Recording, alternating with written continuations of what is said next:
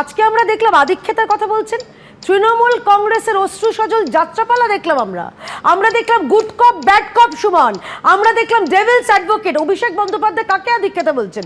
উনি কি আদিক্ষেতা বলছেন যে ওনার যে, প্রথম কথা আমি জানি না উনি সরকারের কে, সরকারের হয়ে উনি সমালোচনা করছেন, বলছেন ওই মন্ত্রী খারাপ, অমুক ভালো, অমুক খারাপ, অমুক ভালো, আমি জানি না উনি কি কোন এখতিয়ারে করেছেন। হ্যাঁ, পিসি যদি মুখ্যমন্ত্রী হয় হয়তো সেই এখতিয়ারে উনি করতেই পারেন, কিন্তু আমার প্রশ্ন হচ্ছে যে আমরা যারা বাংলা বাঙালি নিয়ে বলে সুমন, প্রসূন বন্দ্যোপাধ্যায় তিনি টিএমসি সাংসদ নন, তিনি একজন বিশ্ববন্দিত ফুটবলার, তাকে কেন দেখতে পেলাম না আমরা কেন দেখতে পেলাম? তিনি এবিপি আনন্দকে বলেছেন তিনি কাট পাননি, নিমন্ত্রণ পাননি। এক্স্যাক্টলি, আমি কেন বাবলুদা মানে প্রচুর শো করেছে, সরি সুব্রত ভট্টাচার্য, তাকে কেন দেখতে পেলাম না?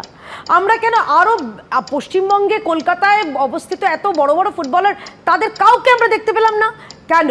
এখানে আমরা দেখতে পেলাম কি না, টলিউডের একজন তিনি নাকি প্রতিনিধি, আন্তর্জাতিক প্রতিনিধি, এবং তার পিয়েরও ছবি দেখেছি। আমার বক্তব্য হচ্ছে খুব স্পষ্ট যে এই মুহূর্তে দাঁড়িয়ে তৃণমূল কংগ্রেস কাকে কাকে দোষ দিচ্ছে? তৃণমূল কংগ্রেস দোষ দিচ্ছে তৃণমূলকে ওই কার্তিক কলিং কার্তিকের মতন। অরূপ বিশ্বাস এখানে তিনি তো দেখছেন, উনি বলছেন আমন্ত্রিত, উনি তো বরকর্তার মতন ছিলেন, উনি সবাইকে নিয়ে যেভাবে মেসিকে বগল দাবা করেছিলেন, মনে হচ্ছে একজন সলজ্জ জামাই দাঁড়িয়ে আছে আর মেসির পাশে অরূপ বিশ্বাস বরকর্তা, এর থেকে আর কিছু মনে হয়নি। আমরা কি দেখলাম সুজিত বোস, তার মেয়ে, তার এদিকে আকাশ বন্দ্যোপাধ্যায়, তার স্ত্রী, পুরো ব্যানার্জি ফ্যামিলি পৌঁছে গেছেন। তাহলে আদিক্ষেতাটা কি অভিষেক ব্যানার্জি তার নিজের যিনি ভাই রয়েছেন তাকে বলছেন, নাকি বিশ্বাস ফ্যামিলির যে বাচ্চাগুলো গেছিল তাদের বলছেন?